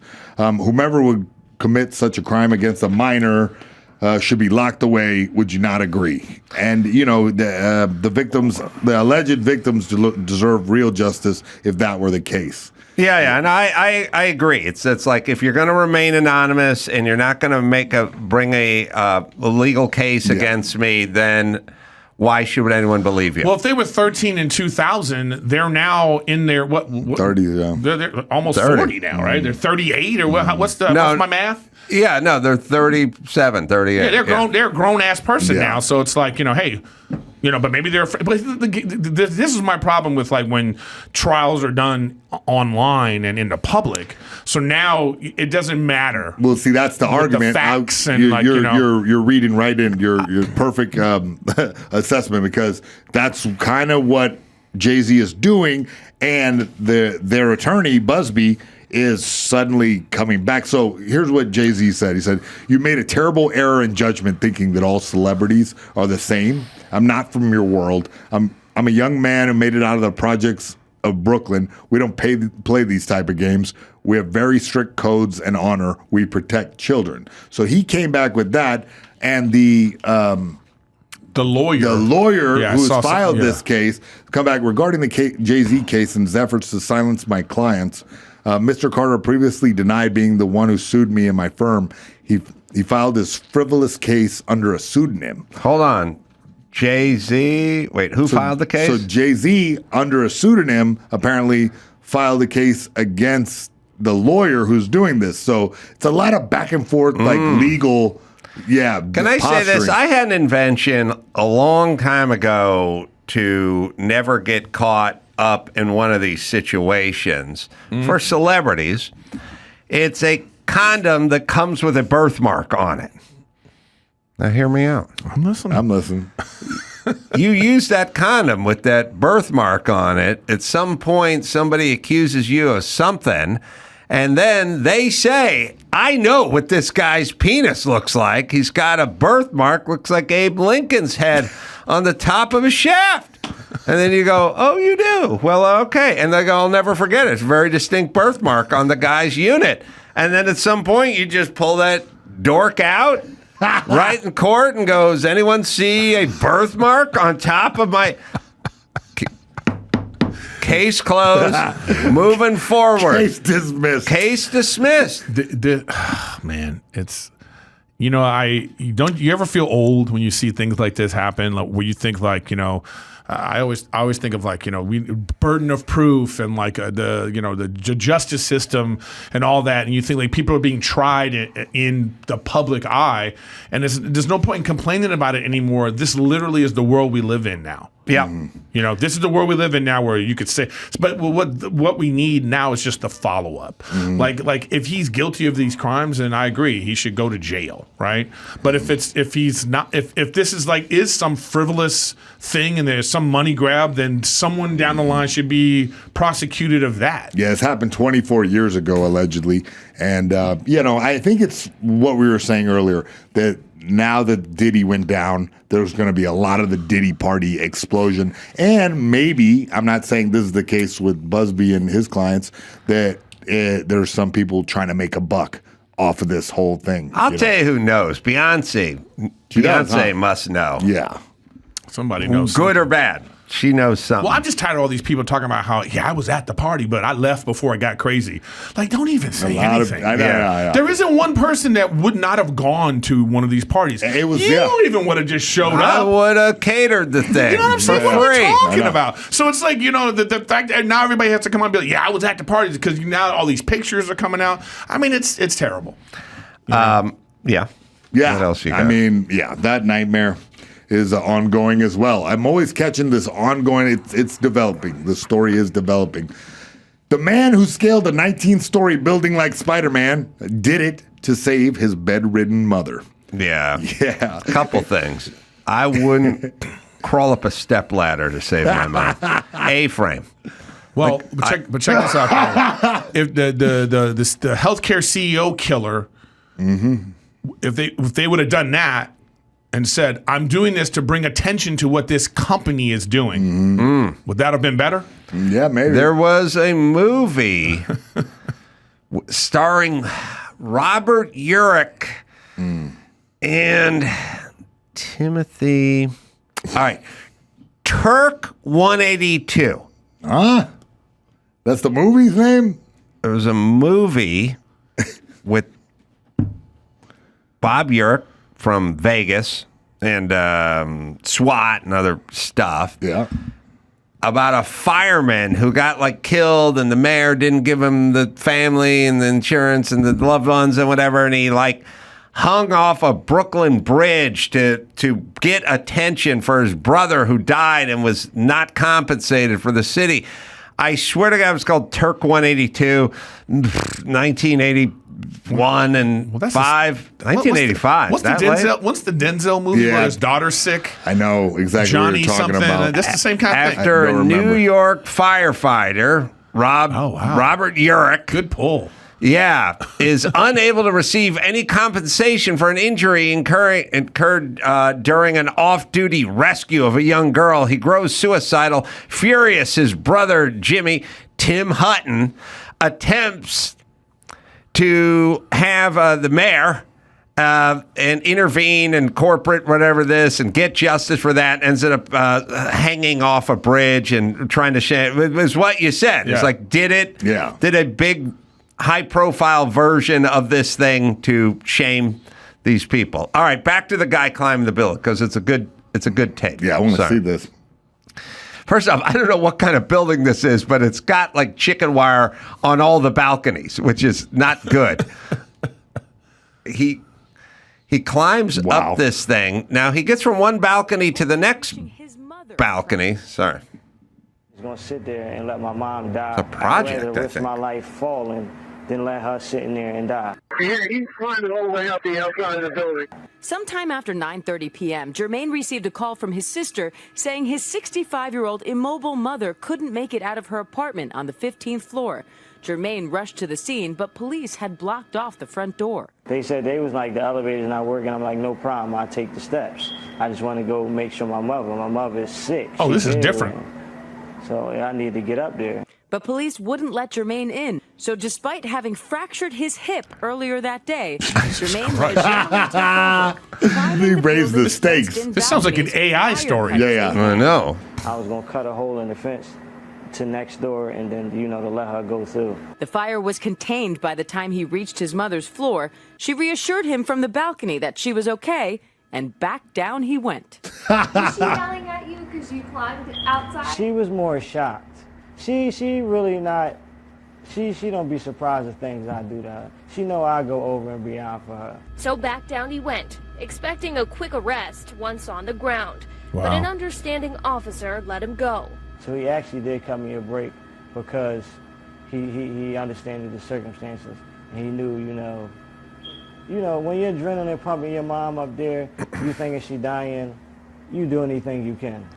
All right, so for the part where he has a fractured hip from earlier that day, not from earlier that month, that sounds crazy. I don't know who diagnosed that. You don't know when fires are going to start, on hip day. You know what I mean? What are you supposed to do on hip day? And then your mom, But this reminds me of it's just like those parents that were trying to get into that school in Texas with the shooter. Oh, yeah. You know what I mean? This is one of these things. The cops are like, no, you can't, and he's like, there's a certain point when you're trying to say, hey, my mother can't get out of bed and she's on this floor. Yeah. What are we going to do? I mean, I would like to know that they're like trying to hustle to do something about that. Yeah. I mean, the fact that the guy felt like he wasn't being heard, he's like, well, I got to go. I'm going to go do this. I think we can all relate to that. Well, not only was it that they didn't even mention it, but I got it in the story that not only was his hip broken, he also had some wire cutters handy. So he was well prepared for this excursion. Yeah, he went up and used the wire cutters to climb into the balcony. They're all chicken wired off. Chicken wired off. Well, yeah, because it's like, because people can climb in there. Obviously, people can. This is like, they look like a project. So obviously, you're worried about people climbing across and going into your place and robbing you or whatever it is. I mean, that's like, so you're talking about this is low income, such a situation. I mean, it's a fire going on. The part of the terrible. story, the only reason I played this is an excuse to hear, ironically, this guy giving the interview at his apartment with the low battery chirp of his smoke detector going off in the background. I think it gets laid over every black interview at this point. Like if we pulled an archival interview of Sammy Davis Jr. from Palm Springs in 1969, there would be a chirp. I recently moved out of the hood, and when you walk through, it's crickets everywhere. Just a chirp from this apartment, a chirp from that apartment. Well, I'm glad Eric's here for this because I've been on to the... All right, we'll play it again. Now you can listen to it. They said they was like, the elevator's not working. I'm like, no problem, I'll take the steps. I just want to go and make sure my mother. All right, so hold on. How much into fire safety is this guy? Is he all in, or is he a little catch as catch can? I don't think he's into fire safety at all. Oh, not at all. Well, I mean, he's certainly committed to climbing the outside of a building. I just think it would be great. He's interviewing this guy, and in the middle of that, you hear that, and he. I mean, can I stop you? We have a multi-clip. Do we? Sorry. No. Yeah. I don't know. It says 10-second clipped where you can hear the smoke alarm. That's all right, crazy. We'll try it again then. Let's see. Oh, that was it. We'll play it one more time. So there it goes. It's pretty pronounced. It was like, the elevator's not working. I'm like, no problem, I'll take the steps. I just want to go make sure my mother. That guy sleeps in that unit every night. And that... Okay, I've done extensive testing on this. The chirp goes off between 20 seconds and 33. It's between 28 and 33 seconds. Yeah. That's the rule. And it's super annoying. And it's loud because the underwriter's laboratory, when you say, I would like to design and sell a smoke detector, someone goes, we got rules. You don't get to just make your own smoke detector and drop it off at Home Depot. We need X amount of decibels for the chirp. We need the low battery chirp to be this loud, and it can't be once a day. It's got to be like every 30 seconds. Intermittent. Guys. And they never end. And I used to interview people on Loveline all the time, and I would hear, this is back when it was the dominion of white people. This is before it got urbanized. So they stole our culture with the low. Now it's a black thing. It's always been a poor thing. It's turned into a black thing. It's crazy. There is a meme. Have you ever seen that meme with the natives running and the smoke detector UFO haunting them overhead? People have made memes. I actually have an idea. All right. On every woman's phone, for every 30 seconds they're late for something, it goes chirp. Late detector. A late detector. That's how we'll do it. And it's really annoying. Sick. I like that. You have that? We took it full circle. That's the meme. Somebody made this. Oh, that's racist as fuck. I know. That's why I thought it was funny. That's why I liked it. I mean, here's the point. The point is I found it ironic that the smoke detector was going off while this guy was talking about a fire, number one, but also the dynamic of you have to sleep in that, I'm guessing, small apartment, and I hear it loud during the interview.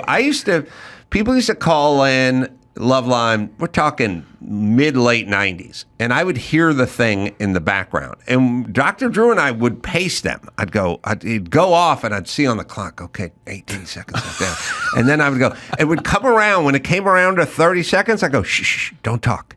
Beep. I remember and I go, okay, I pace it. that I'd pace bit. it again. I loved it. And then when you'd say to people, what's going on with the smoke detector? Their number one answer is, what are you talking about? Yeah, and I'd block go, it out after 5 chirps. It's going off, and they'd go, "Oh, that's in." One chick goes, "Oh, that's in my bedroom. I'm in the living room." I go, "It's in your bedroom?" Yeah. I'm like, you just go to bed in that room with that thing going off every 30 seconds. Like, you gotta do nope, something. no problemo. Well, that's what I'm saying. People just they're gone. They're gone. This They're guy gone. he will climb 15 stories, but he will not climb a stepladder. That's well, interesting. who has a step ladder? Yeah, all you need is a step ladder and a 9-volt battery. 9-volt. Look, I just bought I'm a new homeowner. Has a step ladder. Everybody owns a home as a step. You need a step. You gotta have no. one. This is what I'm saying. I've never lived in a house my whole life. This is the first time. Well, So now I'm star on the tree. Boom. So now I'm like, oh no. Now it's about the AC filters. Oh yeah. So the guy's showing me around the house. And he's telling me all the things. It's a new build home too. So the guy's like, all right, this is how you do this. And remember, you got to change the filters. And I'm like, change the filters? What are you talking about? This is usually I just go, yeah, something's up with the AC. Can you come? Now it's like, no, I'm the guy. I'm going to call and my phone's going to ring. You're the landlord. So then I'm looking at this. So I bought a ladder, but I bought like a 6-foot ladder. No. And then I was like, oh, this is not. You have to have like 3 ladders when you own a home. Yep. You got to have the little step ladder for something. Yep. Then you got to have like the 6-foot one for like certain things, and then you got to have like the 10-foot one because I had to put like a light because with these new homes, not every room has light fixtures. Mm-hmm. Like they just have the switch ready with like a blank thing, and you open it up, and there are the wires to put the. So I'm like, I'm installing lights, and I'm like, what is going on? But I had to get a big ass ladder. So the new era. You need an extension ladder. Yeah. You need an A-frame ladder. Yeah. You need a step stool inside the house. I'm actually gonna have to call you. Can you give me the Carolla list of things, the must-have homeowner must-haves that would not be a thing? That is so. It's so funny because I did. I had it happen. I went, Patrick Dempsey was a neighbor of mine up in the Hollywood Hills a million years ago, back when Patrick's career kind of slowed down a little bit. Circa 2000, maybe. He wasn't doing that much. And he used to come over and he'd borrow a cordless drill and borrow a tape measure and borrow. And one day, he didn't have anything going. He had a Rhodesian Ridgeback and he just hung out and down. He was down Beechwood Canyon, a little lower than me. And I said, I'm taking you shopping. We're going to the Home Depot. And I took him to the Home Depot in Hollywood. I said, here's your cart. I said, I'll push my cart. I said, look, when you're a carpenter, you have your tool bags. You need like a speed square. You need a big construction pencil. You need something called a keel, which was a crayon. You need a 24-foot Stanley tape. You know, you need a couple items in your bags. You need a hammer. You need a framing hammer. You need a finish hammer. One's waffle-headed, the other's smooth-headed. Okay. Point is, I said, get your shopping cart and start following me. And we just walk, and I threw stuff. So you need a cordless drill. I threw a cordless drill in there. So you're going to need a tape measure. Threw the tape measure. Love it. Walked through the whole place, filled it up with $250 worth of shit. I said, you'll never bug me again. You have everything you need. But it's all stupid stuff. Like, you get a cordless drill, but you need a magnetic screw cartridge. Oh. That's the tip that's magnetic that you snap the number 2 or the number 3, whatever, Phillips head in it. But you don't put that little head right into the chuck of the drill. You get a screw cartridge. Oh, he wouldn't have known that. I don't know that. I bought like a maybe like a 3 foot by 5, not 5 foot, but like 3 by 3, maybe taller than that actually, tool kit. So then I was like, I had, you know, when you have tools, they're all over the place. Yeah. You know, where's my screwdriver? And it's like, it's in the TV drawer because that one time. So now I grabbed all my tools and I have them in this tool thing. And now I'm like, oh, this is great. Like, I had to put up baby gates. You know, and I was like, how the hell do you do this? And then I realized I got everything here. It's like, if it's wood, you don't have to put you could just screw right into wood, and then on the what do you call it? The what is this? The slider door? No. When drywall. Thank you. So forgive me. I don't know what I'm doing.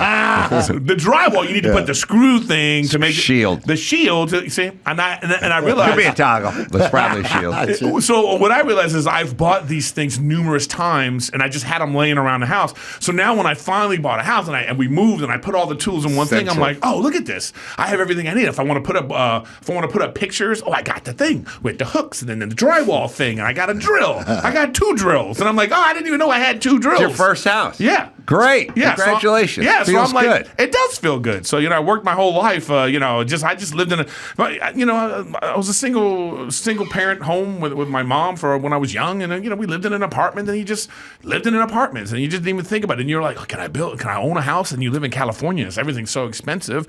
And then I'm really frugal, so I've worked my career, and I always put my money away. And then just one day I have a kid, and I'm like, what am I doing with this money? Oh, I know what I need to do. Let me make sure he has a life I never had. And here I am. You're a hero. But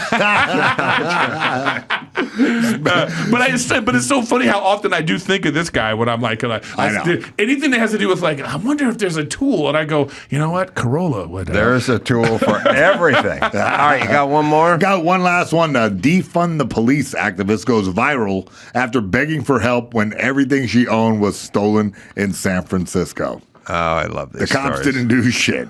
Yeah, when thieves made off with Darcy Bell's rented U-Haul truck, the San Francisco woman put out a call for help on X. If you see a 26-foot U-Haul truck with Arizona plate AL5003, would you let me know because I had like everything I own in it?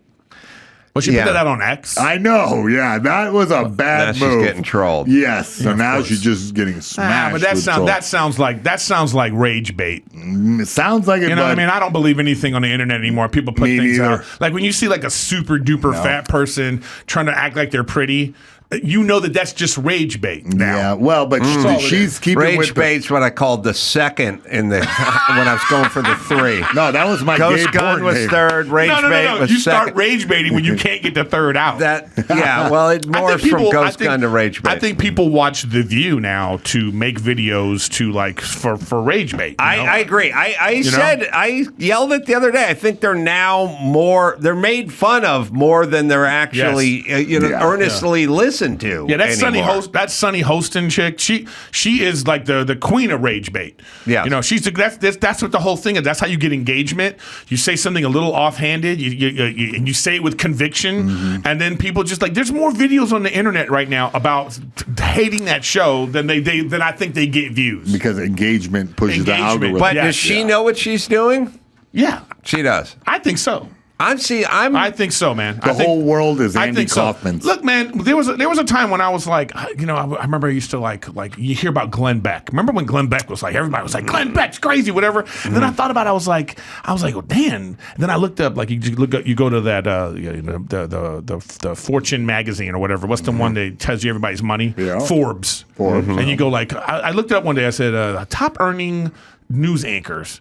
And then I saw that he was making like $80 million. Then I said, oh, yeah, for $80 million, I'll talk like a crazy person. You know what I mean? Like see, my problem is it's always I have a moral conundrum, which is I'm not inherently a good person. There's just shit I won't do. And like I don't lie, so when people can lie to me all day and I just believe it because I'm not a liar myself. Interesting. And I just don't do it. And so when I hear that, like, well, Kardashian, it was the mom who actually brokered the deal for the tape or whatever it is, I always just go, no.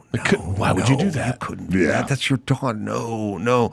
It turned out I don't think she didn't. But I refuse to believe shit that I would never do, but it still doesn't mean a lot of people wouldn't do it. But even in that situation, what you just said, I think the way people present things, they present it as a moral conundrum, right? But if you think about the nuance of it, okay, so if her daughter, who already made the sex tape and it's now being released, the mom steps in and goes, might as well make some money on it. You know what I mean? I'm just saying, like, there's a moment where, like, because did you see about that OnlyFans girl who's making like $44 million?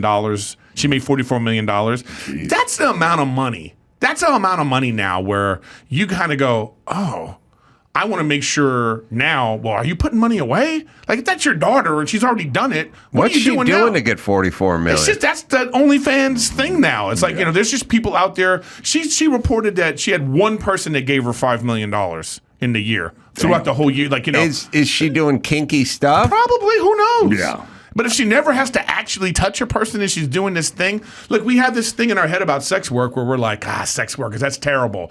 If you met a girl who says like, yeah, well, I get $2,500 every time I sleep with a guy. Okay, we start to go in our minds, well, $2,500 is not a lot because you're thinking about your own life. Like, how much is your rent? How much is the cost of your cost of living? You go, well, that's a lot of guys to keep a certain lifestyle. So we go, we don't like that. That's the kind of money where you go, what? So you're saying you're getting into porn? Listen, the price is right. If the price is right, what are we talking about? I can offer you $600 cash. I think OnlyFans women and UFC fighters, they have the same thing. When they get older, they're gonna when they get family, they're gonna be like, I wish I wouldn't have done this. I made the comparison before. Yeah, it's tough. It's the tough life. It's a tough life. You give up a lot. You give up you steal some from your youth. And check it out. And check it out. And the OnlyFans chicks, they don't got to do as much to their body. Well, I mean, not the ones you watch.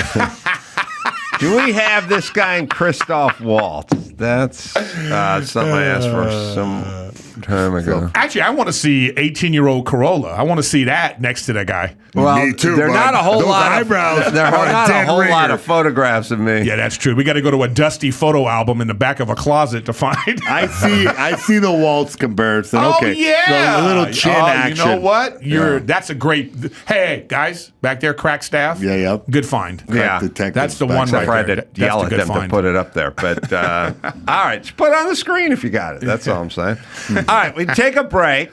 I got more stuff to get into. We'll do that right after this.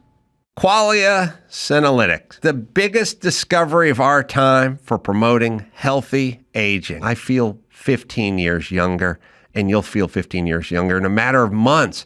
As we age, the body accumulates senescent cells or zombie cells that cause symptoms of aging, aches, slow workout recovery, sluggish mental and physical energy. Like pruning dead leaves off a plant, Qualia Senolytics removes worn out old senescent cells and allows the rest to thrive. So that's it. You got to prune those cells. Take it just 2 days a month. It's non-GMO. It's vegan. It's gluten-free. 100-day money-back guarantee to feel fantastic. It is the best move I've ever made. Am I right, Dawson? Resist aging at the cellular level. Try Qualia Senolytic. Go to qualialife.com/Adam for up to 50% off and use code Adam at checkout for an additional 15% off. For your convenience, Qualia Senolytic is also available at select GNC locations near you. That's QUALIA life.com/Adam for an extra 15% off your purchase. Thanks to Qualia for sponsoring today's episode. Well, holidays, they get expensive. People are traveling, they're eating out a lot, they're buying gifts for folks. That's where Chime comes in. You can still make financial progress during the holidays with Chime Secured Credit Builder Visa Credit Card. Here's how it works. You can start building credit with your holiday purchases and regular on-time payments, all with no annual fees, interest, or credit check at chime.com/Adam. Building your credit could open lots of opportunities for you. That's right.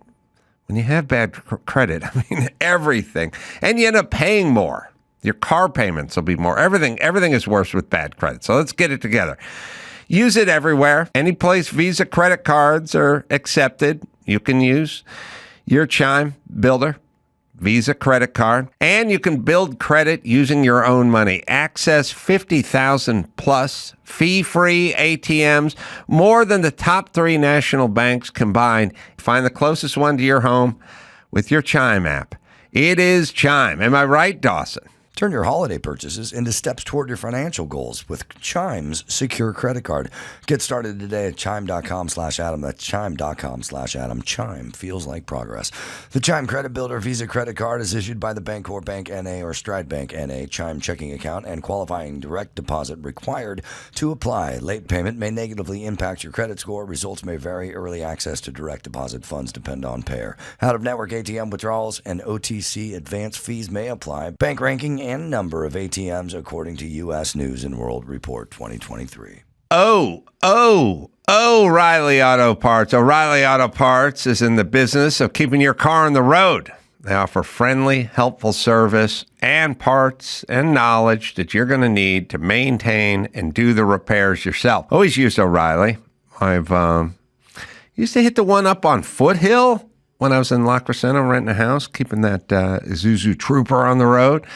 And they got thousands of parts and accessories in stock, either in their store or online. So you have, you don't have to worry if you're in a jam. You can go online and get your stuff. You can go into a store and get your stuff. The team at O'Reilly Auto Parts can test your battery for free in or out of your car, which is nice because sometimes it's tough to get those babies out of the car.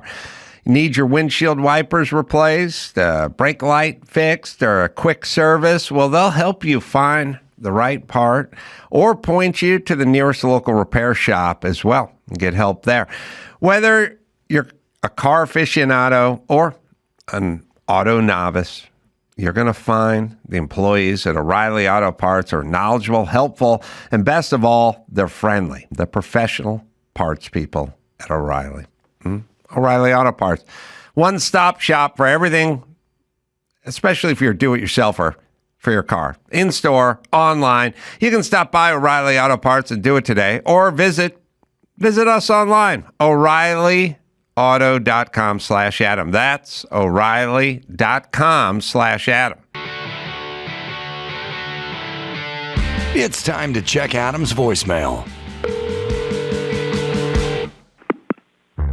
Hey Adam, Patrick from Valencia, California. On my way to Las Vegas, and when I crossed state line, there's a sign that said, "Turn signals come free with cars. Please use them." Get it on. You can leave us a message at 888-634-1744. Yeah, nobody uses their fucking turn signals out here. Prevent a lot of accidents. I yelled about it all the way through Arizona with Mike August. All right.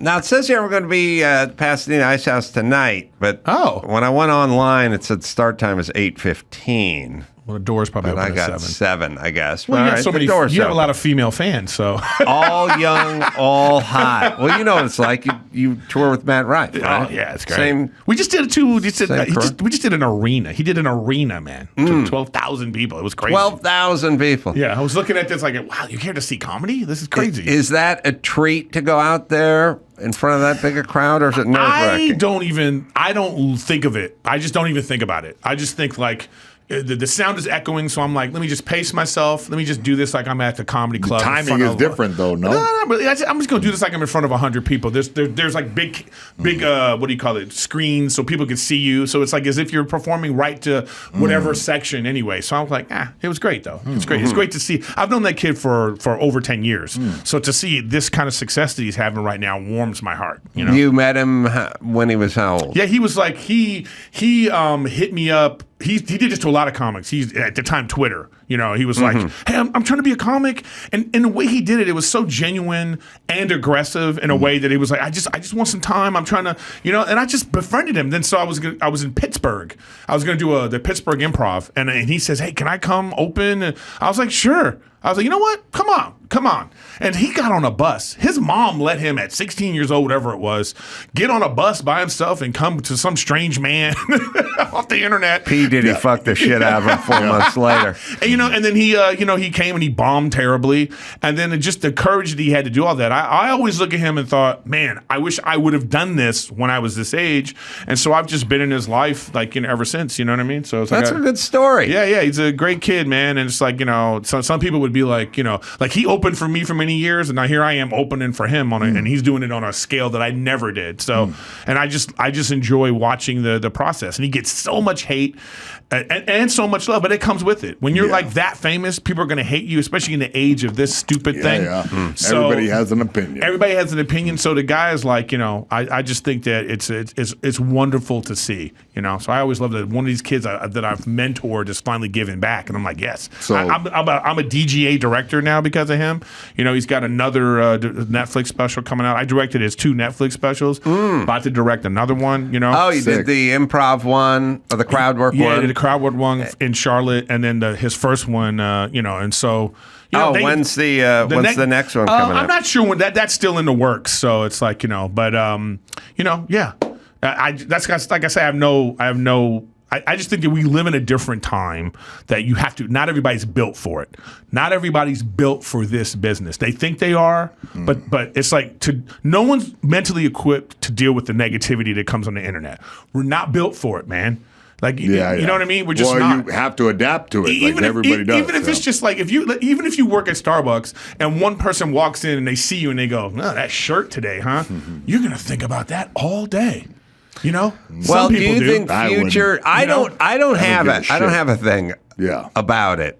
I know, because you're built different, man. Well, you come from a different era. You're built differently. People today are not built to deal with this type of negativity at this level so much. You know what I mean? I think there needs to be a separation between what you really deserve and what you're being called.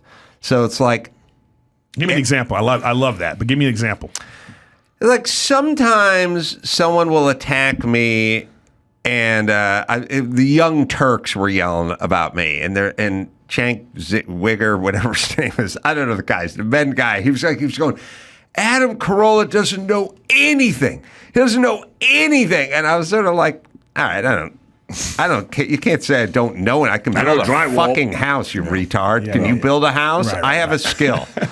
You know what a carborundum blade is? Or a carbide blade? Because I know the difference between a carbide and a carborundum. But that's why I'm saying why you're built for it, man. Because that's how you're... Like the same reason why in this script that you thought that part right there was me, that's the comic brain right there. Well, but what I'm saying is there... You can say, I once saw Adam do stand-up. I was a little disappointed because it was really mostly the same material he did a year ago when I saw him, and he didn't seem that into it. And I'll go, oh, fuck. Right. Oh, I feel bad. Yeah. And now that did kind of get to me a little bit, So you have to figure out what you're going to own and what you deserve. And by the way, the shit you deserve doesn't necessarily have to be a negative. Right. You go, well, how about you get your shit together and write some new material so the next time you come into town, you hit them with it, you know what I mean? Like But the thing is like, you're making sense. That's like a common sense approach. That's our approach of being like, hey, let's make each other better. Let's give me the criticism I need. Don't give me the things that you're not making any sense. Now you're wasting my space with that. That's not how people operate. The rage baiting is real. That's a real thing. But so our kids, you have a young child. Is your young child, just going to be able to operate within this new world order? Like I'll give you best I can. Nobody I went to high school with knew how to type. My kids are shit students, but they can type. They can all type. Everyone can type. Dumb kids can type. When I was a kid, dumb kids couldn't type. You had to take it. They can all type because they're on their phones and blah, blah, blah. In my senior year of high school, that was the last typing course they were going to have at the school. Oh, really? I actually took typing. You took typing? I did. Yeah, there was I'm talking about... We call it keyboarding. Dude, check this out. This one don't make any sense. I'm talking math, English, biology, typing. Like, what was going on in that class that they had a full class for it? And now, you just... Sometimes even I am on the keyboard and I'm looking at the screen and I realize, hey, I know where all the keys are. I don't know why I know where all these keys are, but I'm doing it. It's that. So that's like a thing we're evolving. Your kid's going to grow up in this cesspool and possibly be equipped from birth to deal with what we're dealing with. Well, like we had like an internet awakening recently where at first it was like, oh, everybody's having fun and it was very positive, but then everyone got the power of being negative, and that's the era we're in now, where you can brigade. Well, no, we realize it's like Oxycontin. Yeah, we're all addicted to it. There's a lot of dopamine involved. No, in this is a real thing now. It's like look, there are other countries are passing laws that you can't have social media until you're 16. They're doing. We're 10 years in now, so people do the studies. And now they're seeing. They're going, whoa. Yeah. This actually has a very adverse negative effect on children, and we got to do something about it. But what happens is when there's money involved, and there's like they got to get rid of algorithms, because algorithms make you old quick. And I'll tell you why. When you have an algorithm, I'm only listening to music that I listen to.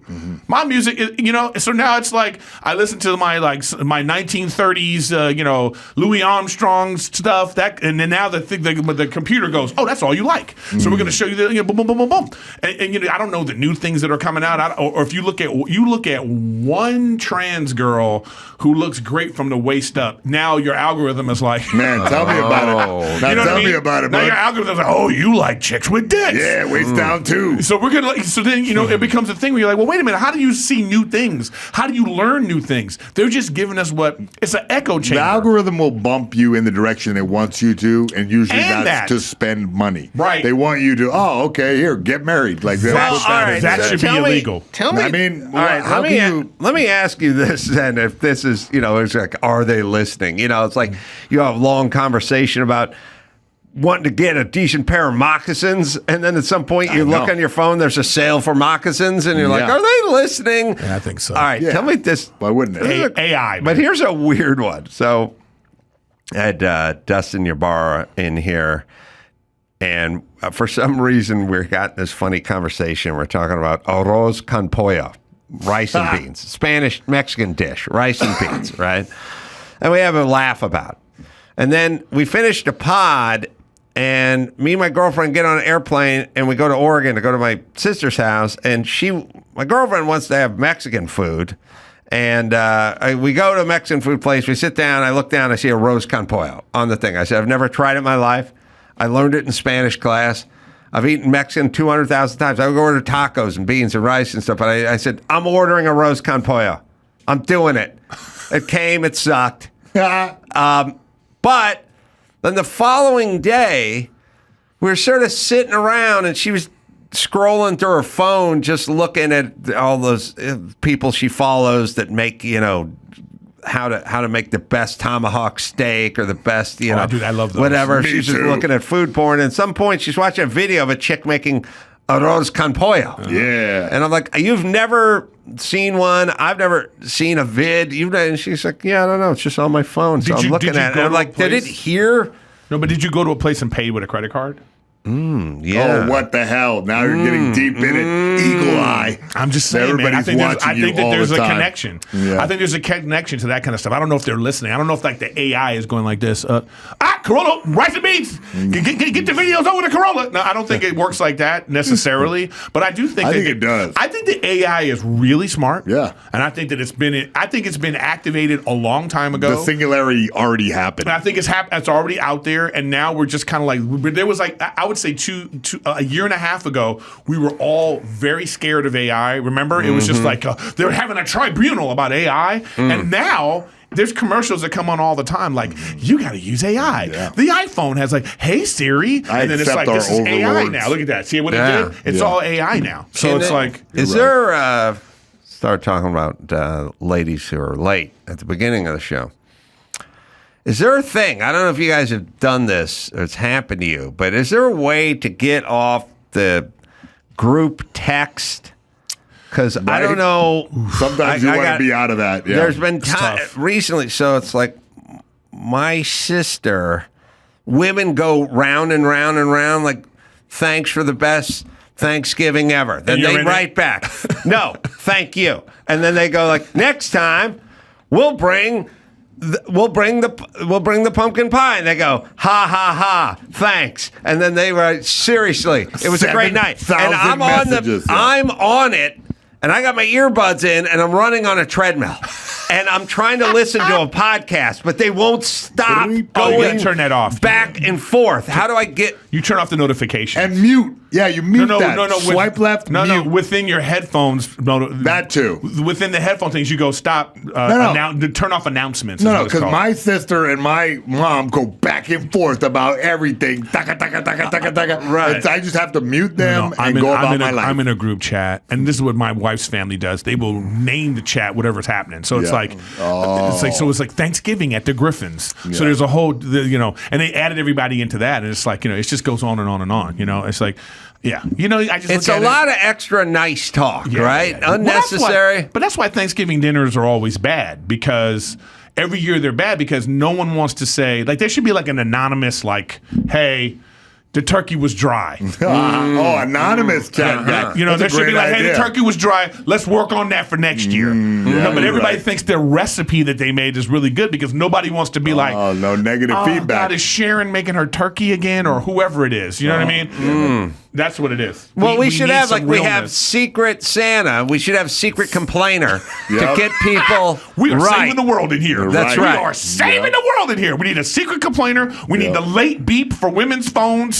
So, any of you guys know how to code, or we just let the eggheads in China figure that out? Someone's going to come up with that. All right. Secret complainer. I love the Secret Complainer. And I'm going to file a patent dispute. Your phone really is listening to you, according to my screen. A marketing firm whose clients include, because there's no way a Rose con Pollo pops 100% up.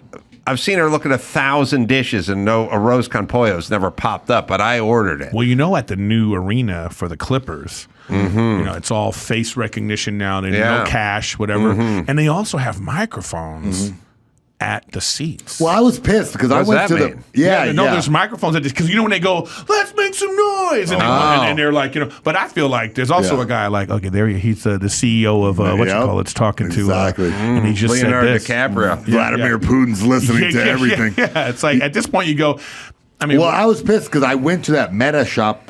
They had some weird pop-up, and they had the Ray-Ban glasses. Oh, I have some of those. You could record video off of them. I have them in the car. They have a thing, and what made me mad was that I looked at a picture and went, who am I looking at right now?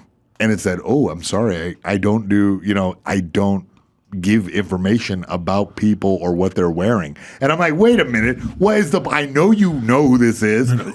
Because Meta, I remember back in like 2010, I put a picture of some girl on my Facebook and it immediately popped up. That was her. I didn't even know her name until that moment. I love that you're talking about this. Yeah. That tells me that it can. It can. And somebody said, we can't let that get out yet. No, I followed this a while back. That's what all this is. That we're going to stop doing facial recognition on Facebook. Not that we don't have the data. They do. So they have all of our faces logged. Yeah, who am I looking at? Yeah, the information should come on the screen. But I don't think, you know what I mean? Me and you are like that, but I don't think the rest of society, I don't know. What do you think about it, Adam? I like less information. I look at information as burdensome. Yeah. I find most people, again, it's kind of a female thing, they try to extract information. Come on, what did he say about it? He said your pussy smells.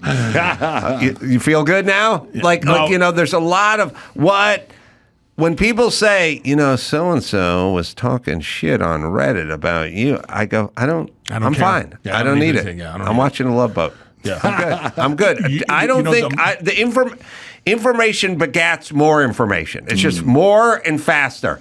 All it is you get some weird bloodlust for information. It's all narcissistic. It's like stuff about me, more stuff about me. I'm surprised at your answer because you're a man. I mean, but I don't want any of it. But a man who obviously knows a lot and like studies a lot of stuff about stuff.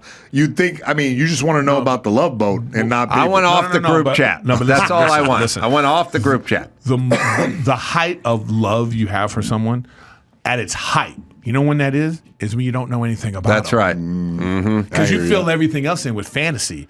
It's when you start dating someone and get to know them. Yeah. Then you start to go, oh, you don't know how to do the dishes, or you don't keep the jelly in a good place, or you're putting your. I remember the time I found out the marmalade went bad. Yeah, I was pretty devastated. You know what I'm saying? But you're right. All that information you start to gather and gather. Well, see, but isn't loving somebody like loving them despite their flaws as well? Like, and even if they don't have that many flaws, like loving them for the nuance. Because when you know somebody, when you don't know anybody, it's easy to be, I love this person. But then when you know them, you know that. What I'm saying is that's when the relationship is strong, is because I now have gathered all this information about you and I'm staying.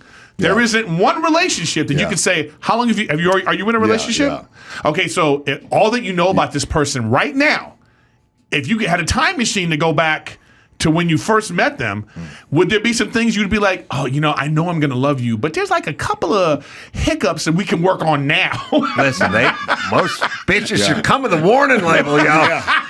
You've been brushing your hair for 45 minutes. Yeah, you know what I mean? Like there'd be like things like, hey, can you not have the hair in the shower like this?